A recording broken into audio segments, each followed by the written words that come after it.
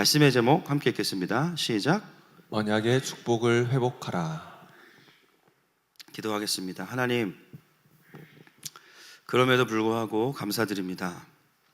하나님, 이 시간이 또 교회들에게는 세상을 섬기고 또 어떤 상황에도 예배할 수 있는 훈련의 기회인 줄로 믿습니다. 상황에 마음을 빼앗기지 않고 오늘도 한량없는 폭포수와 같이 부어주시는 그 은혜의 말씀 앞에 나아갈 때 충분한 예배로, 충분한 하나님의 영광으로 채워주시옵소서. 감사하며 예수님의 이름으로 기도합니다. 아멘. 예, 지난주에 저희는 12장 1절 말씀을 보면서 아브라함의 언약 중에 앞에 부분에 해당하는 말씀을 함께 보았습니다. 아브라함에게 있어서 친척 아비집과 본토는 어떤 의미였는가? 부담과 또 죄책감과 떠나지 못하고 묶여있는 그 어떤 것. 그래서 아브라함에게 하나님께서 명령하시죠. 제일 첫 번째 주신 명령이 뭐였냐면 떠나라 였습니다. 그리고 하나님이 주시는 땅으로 가라 였습니다. 오늘은 그 아브라함의 언약 나머지 부분을 좀 함께 보려고 합니다. 여러분, 구약에 보면 하나님께서 자신을 소개하실 때 쓰시는 명함이 있어요. 명함이 있습니다. 여러분도 여러분을 누군가에게 소개할 때 그 상황에 맞는 명함을 이야기하시죠. 저는 교회 사역자로 소개할 때는 교회에서 무슨 사역을 하고 있는 누구입니다. 또는 사적인 자리에서는 누군가를 만나면 두 아이의 아빠입니다. 명함이 있으시죠. 하나님도 자신을 소개하실 때 보면 그 상황에 맞게 자신을 소개하세요. 때로 하나님은 자신을 만군의 여호와다, 할렐루야, 나는 전능한 하나님이다, 이렇게 말씀하세요. 또 아브라함에게는 나는 너의 상패요, 너의 방패요, 너의 상급이다 또 말씀하십니다. 때로는 출애굽기 20장 2절 말씀도 한번 보시죠. 20장 2절 말씀 시작. 나는 너를 애굽 땅 종되었던 집에서 인도하여 낸 내 하나님 여호와니라. 네, 이스라엘 백성에게는 또 이렇게 말씀하시고요. 근데 주로 이스라엘 백성들에게 세대와 관련해서 자신을 표현하실 때는 어떤 명함을 쓰시냐면 출애굽기 3장 6절 말씀을 함께 보겠습니다. 시작. 또 이르시되 나는 내 조상의 하나님이니 아브라함의 하나님, 이삭의 하나님, 야곱의 하나님이니라. 모세가 하나님 배웁기를 두려워하여 얼굴을 가리매. 네, 하나님 자신을 어떻게 소개하시냐면요, 아브라함의 하나님, 이삭의 하나님, 야곱의 하나님으로 소개하세요. 여러분, 하나님은 아담과도 언약을 맺으셨고요, 노아와도 언약을 맺으셨어요. 그런데 세대와 관련해서 자신을 소개하실 때는 누구로부터 시작하냐면요, 아브라함입니다. 하나님만 그러신 게 아니라 이스라엘도 자신을 어디로부터 시작되었다고 이해를 하냐면 요한복음 8장 33절 시작. 그들이 대답하되 우리가 아브라함의 자손이라 남의 종이 된 적이 없거늘 어찌하여 우리가 자유롭게 되리라 하느냐. 아멘. 이스라엘 백성들, 유대인들도 그 이전에 좋은 훌륭한 믿음의 선배들이 있었지만 자신을 누구의 후손이라고 이야기하냐면 아브라함의 자손이라고 인정하고 이해하고 있습니다. 즉 아브라함의 언약이 왜 중요하냐? 하나님께도 이스라엘에게도 새로운 시작 포인트가 어디냐면요, 아브라함과 그의 언약입니다. 이것이 우리가 아브라함의 언약을 좀 특별하게 봐야 되는 이유죠. 여러분, 아브라함은 그 하나님의 계보로 구별된 셈의 계보, 셈의 족보의 혈통입니다. 그러면 그냥 셈의 족보를 말씀하시면 되는데 왜 아브라함에게서 다시 새롭게 언약을 시작하실까? 이유는 알고 있습니다. 하나님의 계보로 구별된 그 셈의 족보가 우상을 숭배했기 때문이죠. 하나님은 보통 이런 경우에는 그 전까지는 어떤 방법을 선택하셨냐면 그 족보를 정리해버리세요. 그냥, 그죠? 딱 우상을 숭배하거나 하나님을 경외하지 않으면 그 가문은 그냥 끝납니다. 바로 끝나요. 그런데 아브라함의 경우는 조금 달라요. 셈의 계보를 그냥 이어가면서 아브라함을 거기서 도드라지게 새롭게 부르시는 내용이 아브라함의 언약이죠. 지금까지 다른 계보와의 차이가 무엇일까? 왜 셈의 족보는 정리가 되지 않았을까? 그 첫 번째 이유는 뭐냐면 바로 그 아버지 데라입니다. 셈의 계보가요, 우상 숭배로 계속해서 치닫지 않을 수 있었던 이유, 아브라함 직전에 있었던 데라가 있었기 때문이에요. 데라는 완벽하진 않았지만 그 우상 숭배의 관성에 머물러 있지 않고 돌이키고 떠나고자 했던 태도를 보인 사람이 아버지 데라였어요. 이게 다른 족보들과의 차이점입니다. 그렇기 때문에 이들을 향한 하나님의 반응이 다르실 수밖에 없는 거죠. 여러분, 우리의 인생에서도, 우리의 삶에서도, 우리의 가정에서도요, 영적인 변화가 한 번에 일어나지 않을 수 있습니다. 그런데 중요한 것은 뭐냐면 현실의 어둠과 죄악을 깨닫고 조금이라도 돌이키고자 하는 마음이 있다면 소망이 있어요. 할렐루야. 그 데라와 같은 마음이 있으면요, 그 마음은 나를 하나님의 나라와 멀어지는 방향이 아니라 다시 하나님의 나라를 향하도록 바꾸어 줍니다. 그리고 그 마음에 대해서 하나님이 반응하시기 시작해요. 그래서 영적인 방향 전환을 일으킨 사람이 누구냐? 데라였습니다. 그리고 그 언약을 맺은 사람은 그의 아들 아브라함이었던 것이죠. 혹시 말씀을 듣는 가운데 은혜를 받지 못한 삶이 오랫동안 지속된 분들 계십니까? 한 번에 큰 은혜를 누리지 못할 수도 있지만 중요한 것은 뭐냐면요, 우리의 마음에 방향 전환이 일어나야 됩니다. 방향의 전환이 일어나야 돼요. 데라의 마음이 일어나야 돼요. 오늘 성령께서 그 마음을 바꾸어 주시기를 축복합니다. 아, 내가 이렇게 가면 안 되겠구나. 내가 이렇게 영적으로 계속 침체 가운데 나를 방치하면 안 되겠구나. 이렇게 죄 가운데 살아가는 것은 아니겠구나. 일단 은혜가 없어도 내가 말씀 앞으로 가야지. 은혜가 없어도 일단 기도의 자리로 가야지. 영적인 방향을 턴하는 거예요. 그러면요, 어느 순간 머지않아서 다시 하나님의 은혜가 회복되는 것을 경험할 수 있습니다. 그래서 아브라함은요, 데라로 인해서 혈통과 전통은 이어가지만 영적으로는 새롭게 다시 원래의 부르심을 회복하는 언약의 자리로 가는 사람이 아브라함이 된 것입니다. 저는 이 아브라함의 언약을 묵상하면서 참 도전이 되고 오늘 우리에게 필요한 부분이 이 부분이 아닐까 생각합니다. 여러분, 이 세상에 어떤 한 사람도, 어떤 공동체도 영원히 건강할 수 없어요. 아직 그런 공동체 별로 본 적이 없습니다. 그래서 한 사람의 역사 또는 한 위인, 한 공동체를 보면 하나님의 영으로 충만해져서 쓰임받을 때가 있고요, 때로는 자신들의 죄성으로 인해서 타락할 때도 있습니다. 분명한 것은 뭐냐면 그 침체의 국면 속에서 두 가지를 기억해야 돼요. 첫 번째, 하나님은 무엇을 하고 계시는가? 뭐 낙심도 하시고 징계도 하시겠지만 하나님의 궁극적인 마음은 어디에 있냐면 다시 영적인 방향을 돌이킬 사람을 찾고 계십니다. 그게 하나님의 가장 예민하게 바라보시는 부분이에요. 다시 하나님과의 언약을 새롭게 맺을 사람을 찾고 계세요. 그 하나님을 아는 게 중요합니다. 그것을 알고 나면 스스로 돌이키는 자들이 나올 때 다시 하늘로부터 새로운 날이 임하게 됩니다. 그냥 세상이 어둡고 모두가 타락했고 소망이 없구나, 이것이 아니라 그 상황에서 하나님의 시선이 어디 있는지를 봐야 돼요. 그러면 상황이 좋아져서 마음이 회복되는 것이 아니라 이렇게 어두우니까 누군가는 돌이켜야지. 할렐루야. 누군가는 다시 하나님과의 언약의 자리로 들어가야지. 그것이 하나님께서 바라보시는 관점입니다. 하늘마음교회가 이제 3주 정도 지나면 7살이 됩니다. 저희 둘째와 동갑인데 이 땅에 많은 교회들이 다 교회마다의 부르심이 있어요. 하늘마음교회도 부르심이 있습니다. 왜 이 교회를 세우셨을까? 전 늘 하나님께 가장 많이 묻는 질문입니다. 뭐 말씀해 주실 때도 많죠. 근데 그게 딱 한 가지 목적은 아닙니다. 그러나 오늘 본문에 빗대어서 우리가 우리 교회의 부르심을 한번 돌아보면 좋을 것 같아요. 국가적으로, 전 세계적으로 정말 영적으로 혼란한 시기입니다. 그 상황 가운데 우리 교회를 세우신 이유가 무엇일까요? 또 하늘마음교회가 망하지 않고, 할렐루야, 계속해서 성장하고 이전보다 더 우리 교회를 사용하시는 이유가 무엇일까요?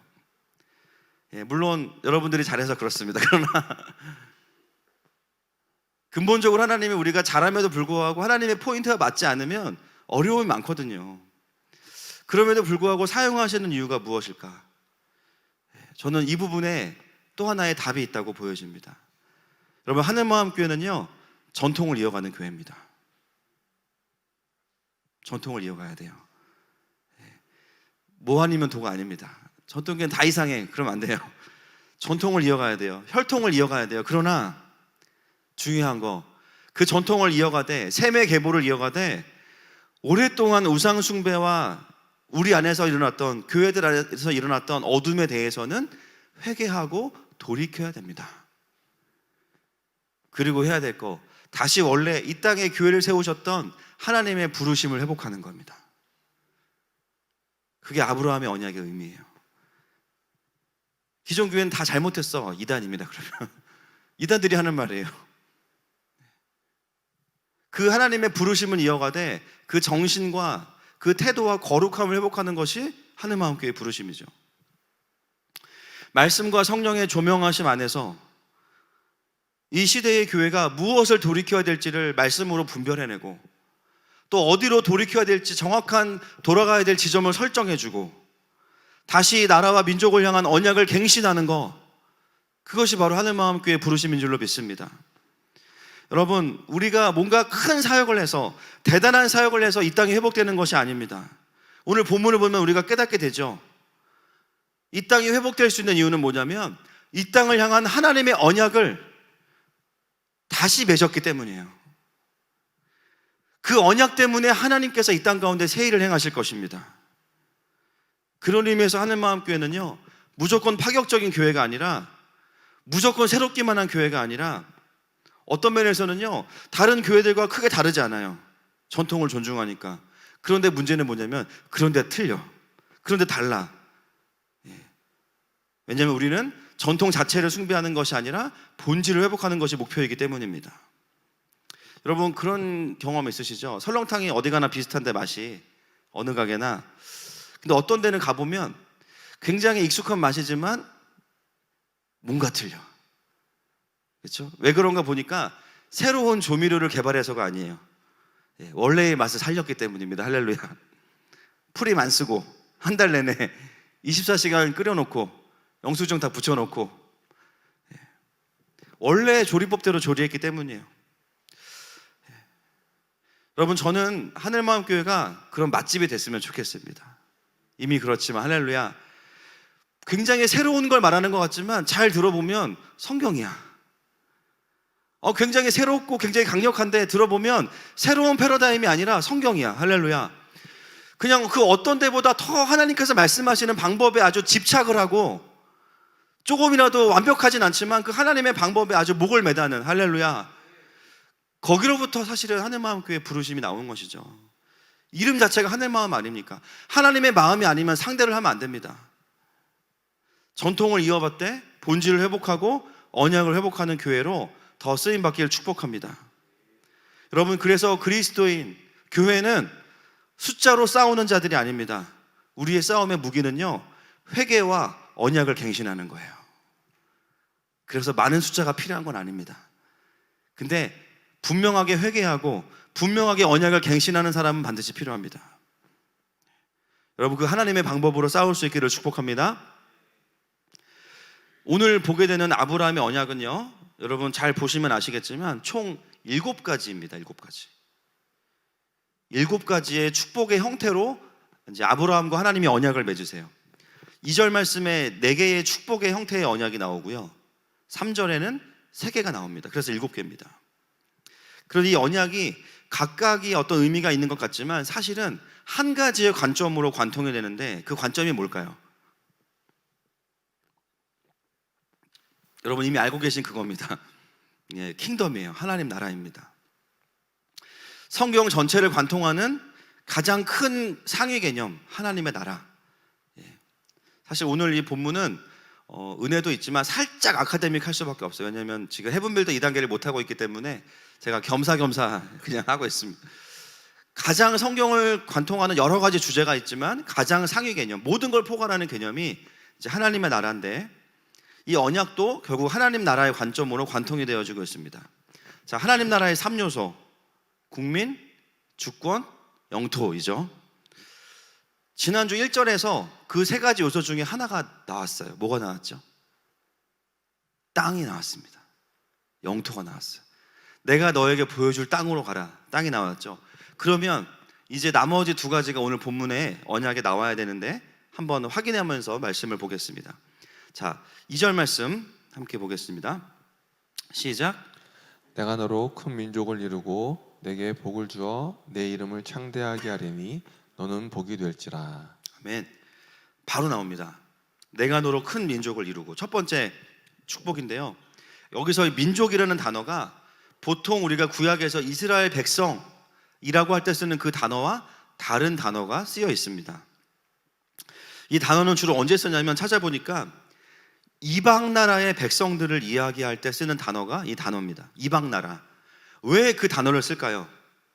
이방 나라들은요, 다 왕이 있는 국가거든요. 이방 나라의 백성이라고 하는 것은 뭐냐면 왕이 있는 국가의 국민들을 말할 때 쓰는 그 단어입니다.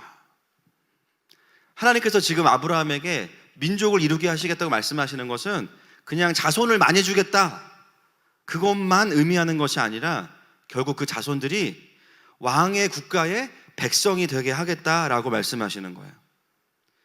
그래서 아브라함은 믿음의 조상이지만 새롭게 시작되는 하나님 나라의 1호 국민이 되는 거죠. 자녀들이면서 국민입니다. 그래서 하나님 나라의 특성은 굉장히 특별해요. 사랑과 공의가 함께 존재하는 거예요. 왜냐하면 국민들이 내 자녀들이에요. 네, 완벽하죠. 그래서 사랑과 공의가 완벽하게 조화됩니다. 그리고 그것을 이룰 수 있는 분은 하나님 한 분밖에 없으세요. 할렐루야. 사랑과 공의의 완벽한 밸런스는 하나님만 하실 수 있습니다. 그게 하나님 나라의 가장 큰 특성이에요. 왜냐하면 백성들이 자녀들이니까. 그래서 진노 중에도 긍휼을 잊지 않을 수 있는 이유는 자녀들이기 때문에 그렇습니다. 그래서 바로 이 축복의 첫 번째 언약에 나오는 게 국민의 개념이 나오는 거고요. 자, 진도를 빨리빨리 나가야 되니까 오늘은 제가 이거를 7개를 하나씩 하고 싶은 욕심과 유혹이 엄청 컸어요. 이번 주에. 근데 그러면은 이제 어떤 일이 벌어지냐면 설교가 이제 미니 시리즈가 저는 되길 원하거든요. 다음 주 너무 궁금하다. 여기서 끝났어. 막 일주일 어떻게 기다려? 이러길 원하는데 이걸 이제 하나씩 하면은 이제 대하 드라마가 돼요. 그래가지고 그건 아니겠다. 그래서 그냥 한 번에 오늘 갑니다. 자, 두 번째는요. 복을 주신다입니다. 복을 주신다. 한글 성경은 다 연결시켜 놨는데요. 원어는 엔드로 이어져 있어요. 다 끊어져 있습니다. 한 문장씩. 두 번째 축복의 언약, 복을 주신다인데 이 복을 주신다의 동사가 미완료형에 쓰여 있습니다. 그것은 뭐냐면 한 번만 주시는 게 아니라 계속해서 주신다는 거죠. 하나님의 나라를 이어가는데 필요한 것들을 계속해서 채워주신다라는 의미입니다. 여러분, 이것은 하나님 나라의 원리, 성경 전체의 원리와 정확하게 일치합니다. 마태복음 6장 33절 아주 이제 외우셨을 텐데, 자, 마육삼삼 보겠습니다. 시작. 그런즉 너희는 먼저 그의 나라와 그의 의를 구하라. 그리하면 이 모든 것을 너희에게 더하시리라. 아멘. 아브라함이기 때문에 복을 주신다는 것만이 아니라 아브라함과 그의 자녀들이 하나님을 드러내는 하나님 나라의 국민이 될 것이기 때문에 그 킹덤을 이루어 가도록 필요한 복들을 그때그때 주신다는 거예요. 아직까지도 미완료형입니다. 할렐루야. 여러분, 우리가 지금까지도 그래왔고 또 모든 교회가 그렇지만 우리는 다 이 원리로 사역을 해야 됩니다. 아멘이시죠? 주님, 돈을 주시면 제가 사역하겠습니다. 주님, 땅을 주시면 제가 하겠습니다가 아니라 우리는 주님이 하라고 하면 됩니다. 너무 심플하죠. 일단 주님이 말씀하시면 하는 거예요. 그 일이 주님이 보시기에 맞고 주님이 원하시는 일이면 항상 경험하는 게 있어요. 순종하면 채워주세요. 아주 간발의 차이로 채워주시죠. 늘 그래서 이거는 베테랑이 될 수가 없는 게요. 늘 죄송합니다. 전문 용어로 쪼는 맛이 있습니다. 이걸 될까? 항상 이래. 항상. 그러니까 항상 믿음을 쓰지 않으면 안 되는 구조를 만들어 놓으셨어요. 그동안 그렇게 많은 응답을 경험하고도 항상 새로운 프로젝트가 떨어지면 또 씨름해요. 이게 얼마가 필요한데 이거 될까? 이게 우리 인원으로 할 수 있을까? 이게 가능할까? 항상 고민합니다. 결론은 뭐예요? 또 기도하고 또 하나님 음성 듣고 말씀하시면 한 걸음 내딛으면 이제 강이 갈라지고 할렐루야. 예, 항상 그래요. 그래서 심장이 약한 분들은 신앙생활 하기가 쉽지가 않아요. 심약자, 노약자 힘듭니다. 작년부터 하나님이 저에게 이제 마음을 주셨던 그 한 공동체가 있는데요. 우리 임바울 전도사가 이제 섬기고 있고 또 저희 교회 성도분들이 또 몇 분 섬기고 있는 공동체가 있습니다. 그 탈북한 이제 북한에서 중국을 통해서 머물다가 이제 온 아이들이 한 30명 정도 있는 그 한벗학교라는 곳이 있는데요. 작년 여름에도 우리가 이제 헌금도 하고 또 캠프 한다 그래서 우리 또 뭐 교회 청년들도 가서 이제 스텝으로 섬기고 했는데 그 아이들이 이제 북한 아이들이지만 중국에서 있다가 온 아이들이라 그러니까 이제 한국말이 서툴고 중국말이 편한 아이들이에요. 그리고 그 아이들이 어떤 상황에 있는 아이들이냐면 물론 다 그런 건 아닙니다. 부모님이나 아빠나 엄마가 남한으로 오면서 같이 이제 한국에 온 아이들인데 문제는 뭐냐면 남한에 와서 대한민국에 와서 문제가 생겼어요. 예, 편부 편모 가정이거나 아빠나 엄마가 일을 하게 되면 가족이 없기 때문에 아이들을 맡아줄 수가 없는 상황인 거죠. 그리고 더 좀 가슴 아픈 건 뭐냐면 그 아이들 중에는 남한에 와서 아빠나 엄마가 다시 결혼을 하는 바람에 이제 중간에서 버려진 아이들도 상당수가 그 공동체에 있습니다. 그러니까 일반적으로 우리나라에서 살다가 그래도 상처인데요. 이 아이들에게는 그 상처가 너무 많은 거예요. 기본적으로 자신이 거절당한 것에 대한 깊은 존재 안에 그런 마음들이 있는 거죠. 그리고 이 학교가 또 굉장히 이제 또 큰 학교가 아니다 보니까 그룹홈 형식으로 이제 진행이 되고 있는데 너무 재정이 어려운 상황에서 2년 전에 한 단체가 이 그룹홈 아이들을 이제 도와주겠다, 인수하겠다라고 했는데 알고 보니까 그 단체가 신천지였어요. 그래서 그 신천지인 것을 어떻게 알게 됐냐면 그 도와주겠다고 오는 교사들이 갖고 오는 책들을 꽂아놓는데 보면 신천지 책인 거예요.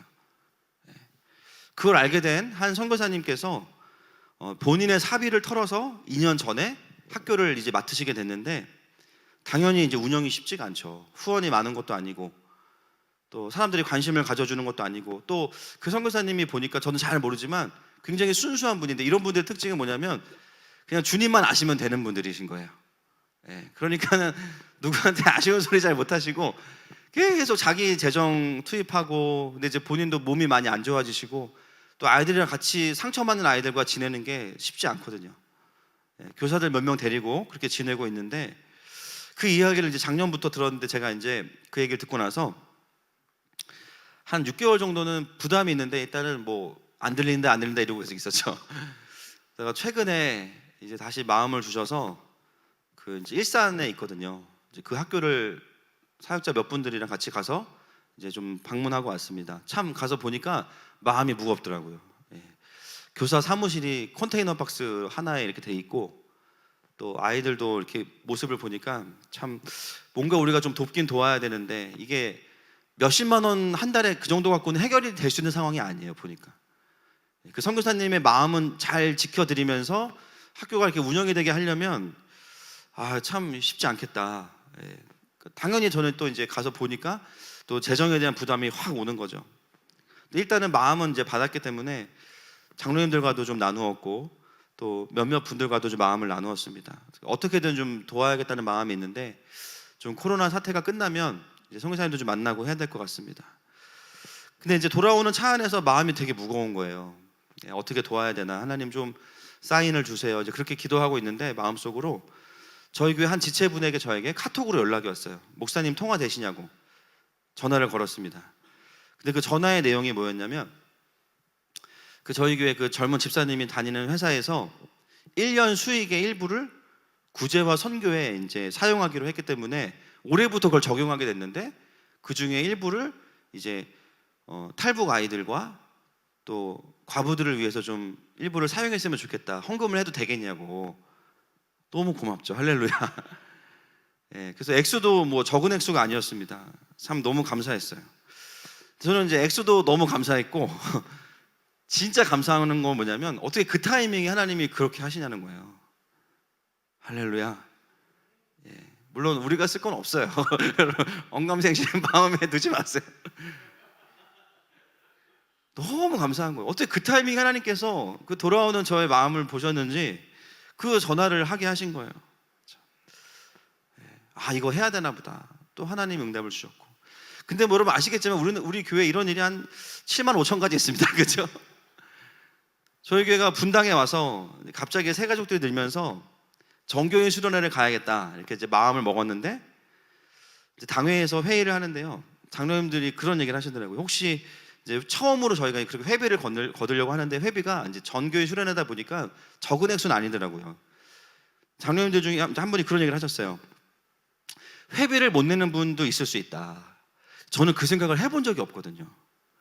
근데 그때 그 이야기는 굉장히 제 마음에 좀 크게 와닿았습니다. 그래서 당회에서 뭘 결정했냐면 회비를 안 받기로. 굉장히 심플하죠. 그 누군지 모르는 한 분 때문에 100명 넘는 사람들이 회비 안 받기로. 포퓰리즘을 하려면 이 정도 해야 됩니다. 물론 이제 지금 생각해 보면은 그렇게 극단적으로 했어야 됐나 이제 그런 생각이 들어요. 너무 지금 생각해 보면 진짜 극단적인 거예요. 우리에게 극단적이긴 하지만, 지금은 뭐 그렇게 안 해도 이제 정말 또 힘든 분들은 우리가 비밀리에 잘 또 이렇게 알아보고 해서 얼마든지 부담해 드릴 수 있는데, 근데 그때 하나님이 저에게 원하셨던 반응이 그거였던 것 같아요. 그러니까 제 마음에 그 지나가면서 하신 장로님들의 이야기가 굉장히 큰 울림이 돼가지고, 그래 이번엔 회비 받지 말자. 처음 가는 수련회인데, 그래서 이제 한 사람 두 사람을 위해서 공동체가 함께 기다려주고 수고해주는 시간이 있었습니다. 그때 계산해 보니까 회비가 한 600만 원인가 필요하더라고요. 비드라고 최소한. 근데 뭐 지금 같은 때가 아니었으니까 굉장히 쉽지 않았는데요. 그리고 3일 후에 제가 연락을 받았는데, 그때 저희 교회가 이제 어떤 상황이었냐면, 여러분 이제 아시겠지만 강남의 모 교회로부터, 어디라고 말씀을 안 드리겠습니다. 굉장히 이제 새롭게 된 그런 교회인데, 그 교회, 그 굉장히 아주 교회에서 몇몇 목회자들을 뽑아서 멘토링 스쿨 같이 5명만 뽑아가지고 이제 1년 동안 그 교회에 월 얼마씩 지원하면서 그 담임 목사들만 훈련해 주시는, 담임 목사님께서 직접 해주시는 그 프로그램이 있었는데요. 저희 교회가 그 아주 큰 경쟁률을 뚫고 저희가 합격을 했어요. 그래가지고 그 합격 통보를 받았는데, 그 합격 통보를 받으면서 무슨 얘기를 하시냐면, 그게 6월 달인가 그랬는데, 원래 이 프로그램이 1월부터 진행이 됐어야 됐는데 늦어져서 6월부터 진행이 됐기 때문에 문제가 뭐냐면, 거기 교회 재정에는 1월부터 월 100만 원씩 후원하는 걸로 돼 있다는 거예요. 그래서 이거를 빨리 써야 된다는 거예요. 그래가지고 6개월치를 보낼 거니까 일단 계좌를 보내라는 거예요. 그래서 600만 원이 그냥 들어왔어요. 할렐루야. 참 신기하지 않습니까? 여러분, 이런 일들이 계속 있습니다. 교회라는 게 원래 예산이 있어야 되잖아요. 저희 교회는 예산이 없었어요.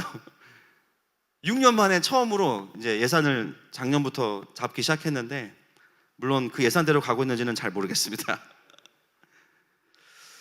중요한 것은 뭐냐면, 하나님 나라를 향해서 발걸음을 내디딜 때 하나님은 계속해서 공급해 주시는 분이시라는 거죠.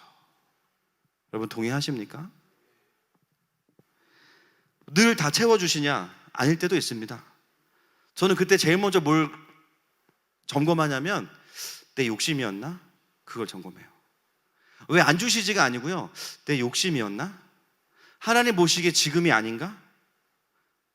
그렇게 생각해 보면 채워주시지 않는 것도 은혜입니다. 왜냐하면 하나님은요, 필요한 곳에는 정확히 주시거든요. 아멘이시죠?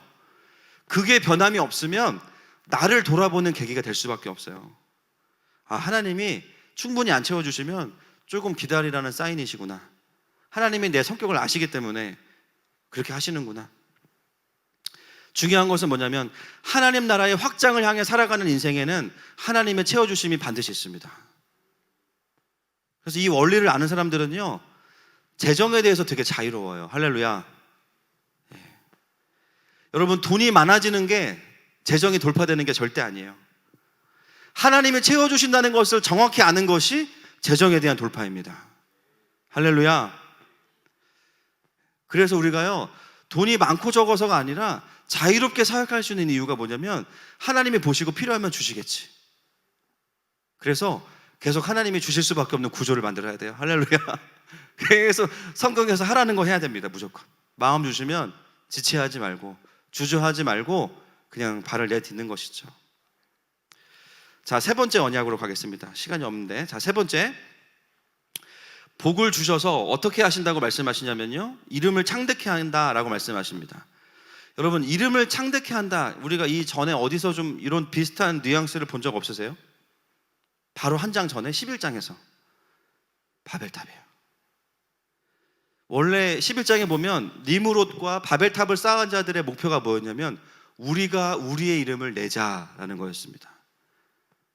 니므롯의 이름의 뜻은 반란을 일으키는 자, 하나님을 대적하는 자인데, 그들의 메시지가 무엇이었냐면 하나님을 믿지 말자. 이제는 하나님 더 이상 신뢰할 게 못 돼. 신뢰할 분이 못 돼. 사람이 사람을 구원하자.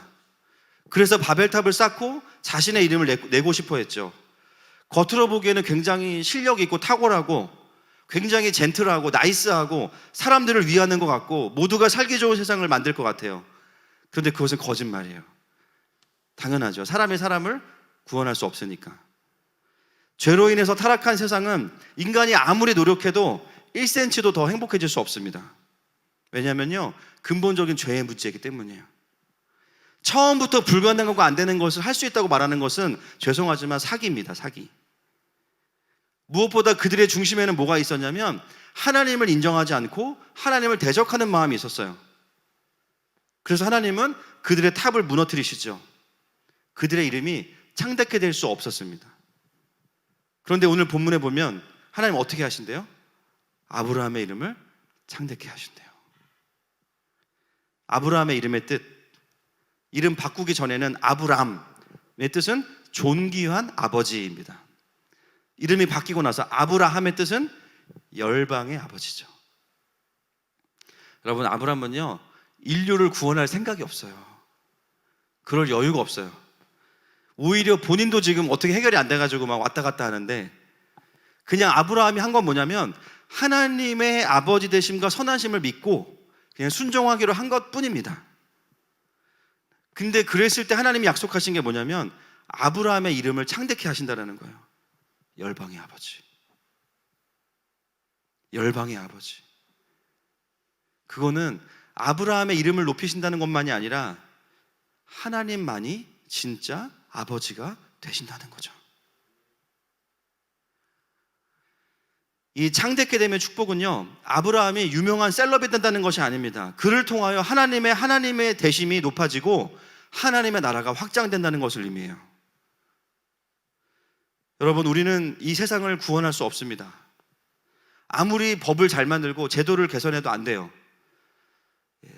누군가 차별받아서 이 사람을 위한 법을 만들죠? 더 큰 차별이 생깁니다. 소수를 우리가 배려하다 보면 소수가 모인 다수가 차별되게 돼 있어요.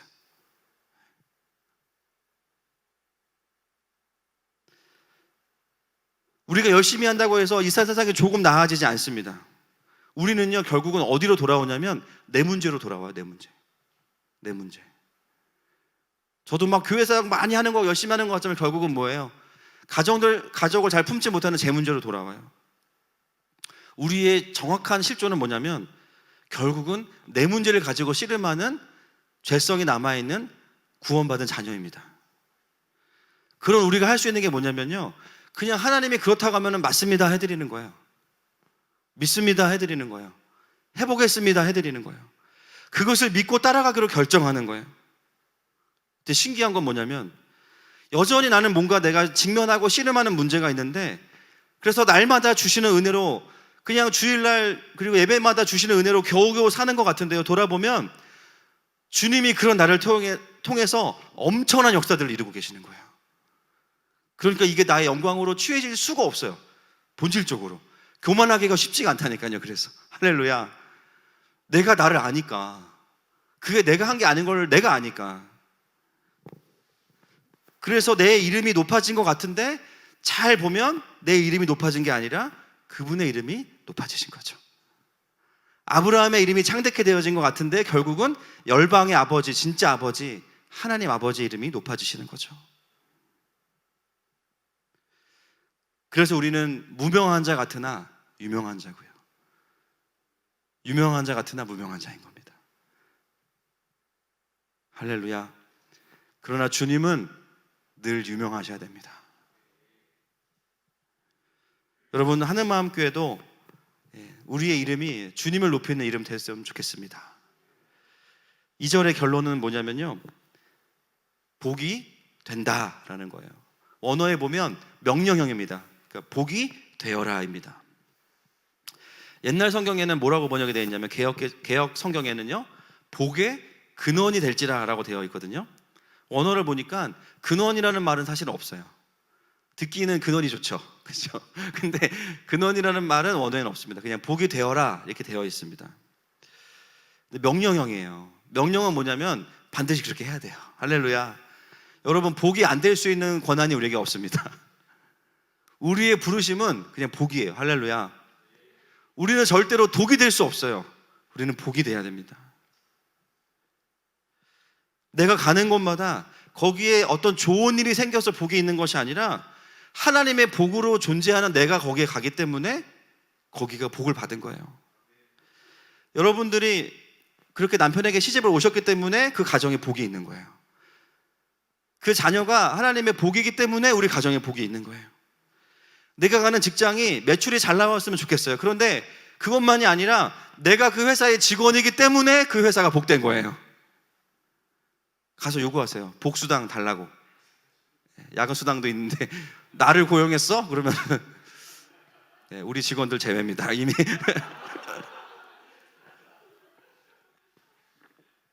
감사합니다. 와주셔서. 하여튼 모든 교육자들. 저도 제가 저희 교회에 복이 되기를 원합니다. 옆 사람에게 축복합시다. 그래서 복스럽게 생기셨네요. 시작. 네, 기분이 안 좋죠. 코로나 때문이에요, 그거는. 2절의 명령형, 너는 복이 반드시 될 거다. 그건 뭐냐면 하나님이 내가 너를 복으로 만들 거야. 너에게 달려있는 것이 아니야. 그게 하나님의 네 번째 언약입니다. 자, 3절 넘어가겠습니다. 3절 같이 읽겠습니다. 3절 시작.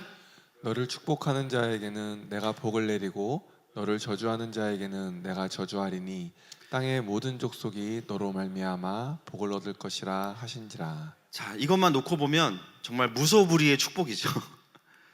생각해 보세요. 누가 내 칭찬을 했어요. 그러면 이 말씀대로라면 어떻게 됩니까? 그 사람에게는 재난기금이 아니라 축복기금이 하늘에서 입금이 돼야 돼. 문자로. 지금 무슨 은행 통장으로 축복기금 30만 원 입금됐습니다. 그러면 계속 축복하겠죠. 반대로 내가 누구를 험담하면, 누가 나를 험담하면 그 사람은 하늘에서 벼락을 맞아야 돼요. 그렇지 않습니까? 네. 우리가 이 축복을 사실 그렇게 이해하기가 쉬워요.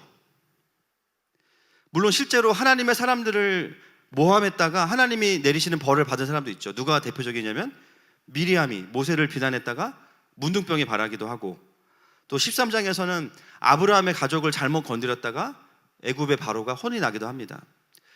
그런 부분이 있어요, 분명히. 그러나 축복과 저주의 핵심이 있어요.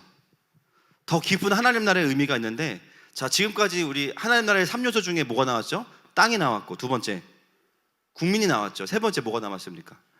주권과 통치예요. 3절 말씀은 어떻게 이해해야 되냐면, 하나님의 통치의 핵심이 뭐냐? 하나님의 보호하심입니다. 하나님의 보호하심. 하나님의 통치라고만 하면 우리가 주님을 왕으로 인정하고 뭔가 희생해야 될 것 같은 그런 노예로서의 백성을 생각하지만, 하나님이 왕이 되시는 그 나라의 특징은 뭐냐면 그 왕이 우리를 생명 다해 지키신다는 거예요.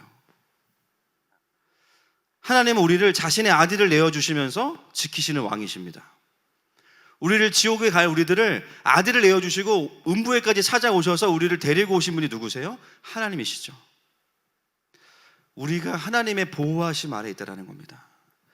수많은 두려움과 사망 권세가 가득한 이 세상 속에서 내가 보호받을 수 있는 유일한 피난처, 우리의 쉘터, 내가 안전할 수 있는 유일한 길, 하나님의 백성이 되는 거예요. 그분의 통치에 나의 존재를 맡겨드리는 거예요. 여러분, 사단이 우리를 저주했죠. 그래서 사단이 받은 대가가 뭡니까? 골고다에서 예수님이 십자가에서 그들의 머리를 밟아버리셨습니다. 너가 누군데 내 자녀들을 저주하냐? 내가 널 밟아버리겠다. 우리를 축복하는 자들을 축복하신다는 게 뭐냐면요, 우리가 하나님 나라를 위해 사는데 그것을 인정하고 그것을 동의하고 축복해 주는 거예요. 그러면 이 사람은요, 본인도 하나님의 나라에 로그인 되어 있는 거예요. 하나님이 어떻게 하신대요? 그 사람도 축복하신대요.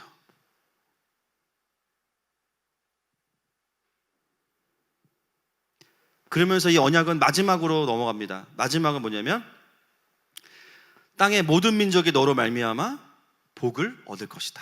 굉장히 중요합니다. 여러분, 이게 무슨 뜻입니까? 2절은 너가 복이 될 거야. 3절은 너 때문에 다른 사람도 복이 될 거야. 컨트롤 C, 컨트롤 V. 하나님 나라의 확장은요, 빼앗고 약탈해서 커지는 게 아니라 복된 자가 또 다른 복된 자를 세우는 원리를 가지고 있습니다. 하나님의 나라는 살리고 회복시키고 구원하면서 확장되는 거죠. 그리고 하늘에서는 끊임없이 그걸 지원하는 것, 그것이 하나님 나라의 원리입니다. 그래서 하나님은 무엇을 원하시냐면 아브라함만 복 주시길 원하시는 게 아니라 땅의 모든 족속이에요. 땅의 모든 족속을 구원하시고 그들도 아브라함처럼 되기를 원하시는 거예요. 물론 아브라함에게만 주시는 유니크한 복이 있어요. 1차적으로 이 메시지는 이스라엘 민족이 생기는 것을 인정해야 됩니다. 여기서 바로 그냥 교회로 점프 뛰면 안 되고요, 이스라엘을 가서 와야 됩니다. 그러나 결과적으로 보면 결국 땅의 모든 민족들도 동일한 복을 누리게 하시겠다고 말씀하시는 거예요. 그렇다면 이 말씀은 우리에게도 동일하게 적용될 수 있는 거죠. 여러분, 오늘 이 언약을 제가 다 분석해 보니까 가장 많이 나오는 단어가 있습니다. 뭘까요, 여러분? 한번 생각해 보세요.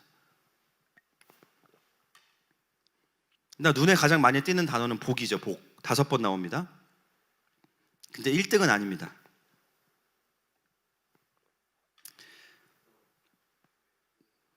맞아요. 유입니다. 유. 2등이 복, 그리고 하나님이, 내가가 다 하나님이니까 문장마다 빠지지 않고 나오는 게 유예요. 유, 너.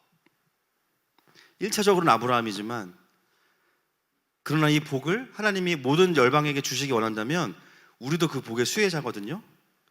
그리고 신약은 우리에게 예수님을 통해서 훨씬 더 많은 복을 약속하고 있습니다. 근데 그 언약마다 빠지지 않는 게 있어요. 언약의 핵심, 누가 언약을 맺느냐? 유, 너입니다. 여러분, 반말 아닙니다. 성경 그대로 너. 우리 민규 목사님 표현으로 니, 그렇죠? 하나님 말씀하시는 거예요. 내가 언약을 맺고 싶은 건 네 옆에 있는 믿음 좋아 보이는 그 집사가 아니야. 집사만이 아니야. 내가 언약을 맺고 싶은 건 너의 남편만이 아니야. 너의 자녀만이 아니야. 뭔가 멋지게 사역하는 어떤 사역자만이 아니야. 난 너와 언약을 맺고 싶어. 계속해서 하나님의 언약 안에 핵심은 뭐냐면요, 그 수혜자가 나라는 거예요. 하나님은 특정한 사역자나 소수가 아니라, 초인이 아니라 우리 한 사람 한 사람과 언약을 맺고 싶어 하십니다. 그래서 우리가 모여서 예배하는 예배자들이지만 군집이나 회중이 아니에요. 하나님 앞에서 그냥 너입니다. 여러분, 혹시 신앙생활 하면서 그런 마음 드시는 분들 계시죠? 그래, 저 사람이면 할 수 있겠다. 그러나 하나님은 나를 통해서는 하실 것 같진 않아. 야, 오늘 목사님 말씀 너무 좋은데 나와 상관이 있는 것 같진 않아. 또 더 시니컬한 분들은 오늘 말씀 아브라함한테 하신 말씀 아니야. 나랑은 상관없지. 여러분, 오늘 말씀을 계속해서 읽어보세요. 수도 없이 우리에게 들려지는 단어가 뭐냐면 너입니다. 여러분, 하나님 나라의 역사에서 나를 방관자의 입장에 두지 마십시오. 하나님의 언약에서 나를 배제시키지 마세요. 우리는 그 언약을 맺는 것을 옆에서 지켜보는 중개업자가 아닙니다. 우리는요, 여러분은요, 죄송합니다, 너는요, 언약의 대상이에요. 역할은 다를 수 있어요. 그러나 하나님의 스포트라이트가 나에게 비춰주고 있어요. 그러면 또 어떤 분들은 그렇게 이해하시겠죠. 목사님, 지금 제 삶을 아시잖아요. 제 삶은 누가 봐도 하나님의 축복하는 거리가 멀어요. 하나님의 언약을 이루기에 너무 갭이 커요. 여러분, 지금 이 언약을 받고 있는 아브라함의 상황을 한번 보실래요? 저희 현타를 말씀드릴까요? 현타. 지금 아브라함 땅에 있나요? 없나요? 한 평도 없어요. 그렇죠? 말이 좋아 부르심이지 거의 거지 수준입니다. 지금 유리하는 빈민이에요. 사실은 이제 앞으로 하나님이 복을 많이 주시지만 땅이 없어요. 땅을 주신다고 말씀하시죠. 그리고 자녀를 약속하시는데 자녀가 없어요. 자녀를 낳을 수도 없어요. 그 누구보다 하나님의 부르심과 자기의 인생의 갭이 가장 큰 사람이 누구냐면 아브라함이에요. 자, 4절 말씀 보겠습니다. 그럼에도 불구하고 아브라함 어떻게 반응하는지 4절 말씀 시작. 이에 아브라함이 여호와의 말씀을 따라갔고 롯도 그와 함께 갔으며 아브라함이 하란을 떠날 때에 75세였더라. 아브라함이 어떻게 하냐면요, 보통은 여호와를 따라갔다고 해야 되는데 여호와의 말씀을 따라갔다 이렇게 얘기했습니다.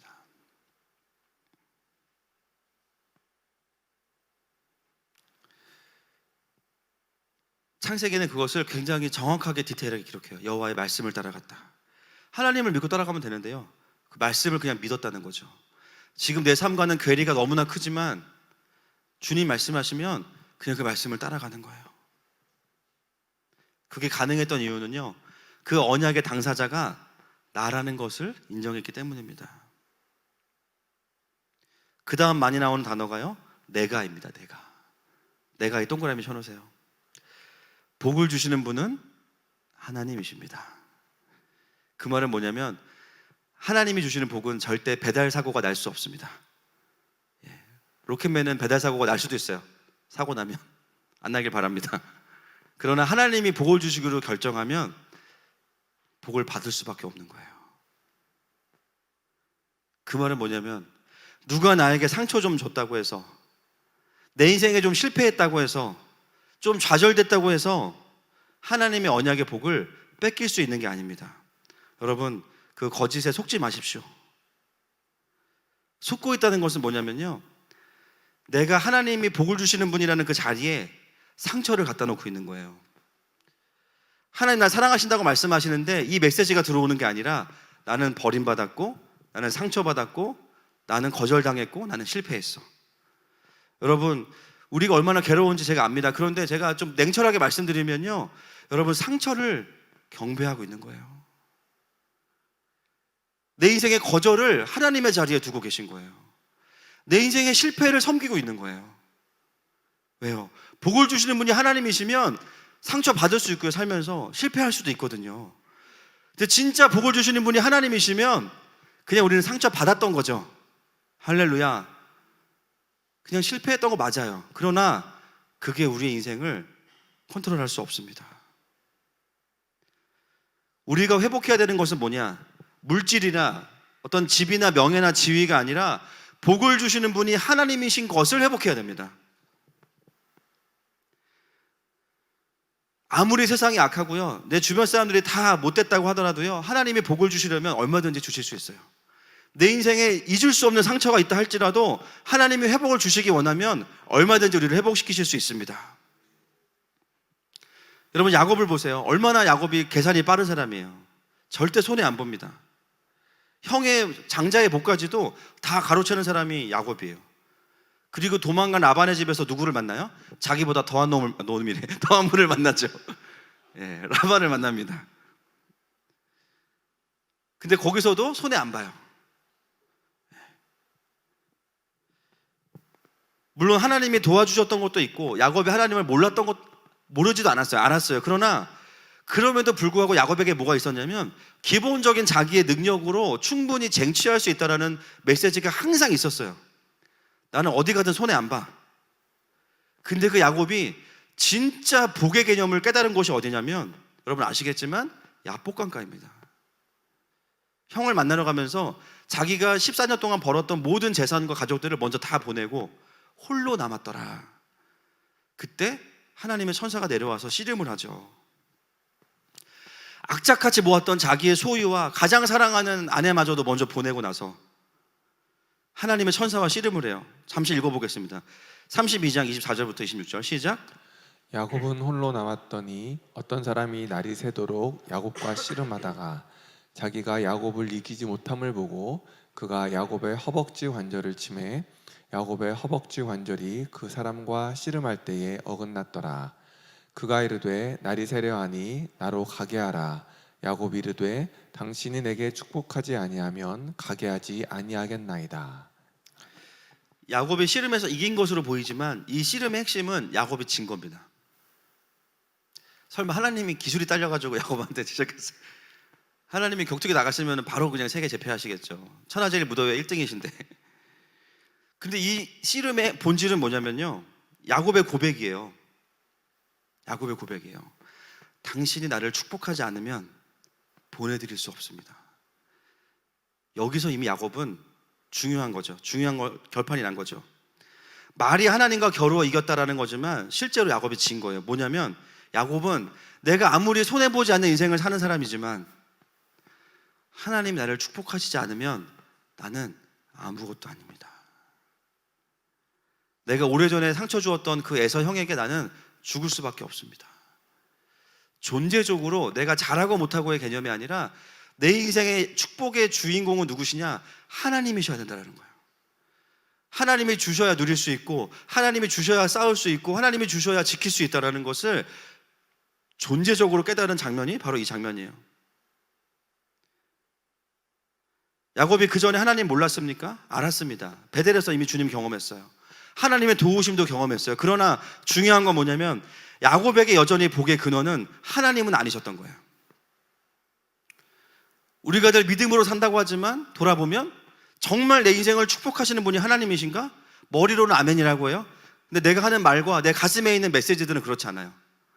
누가 나에게 상처 줬기 때문에, 내가 돈이 없기 때문에, 내가 능력이 부족하기 때문에, 내가 실패했었기 때문에 결국은 다 여기에 머물러 있다면 여러분 복의 근원의 자리에 하나님이 아직 완전히 다스리고 계시진 않은 것입니다.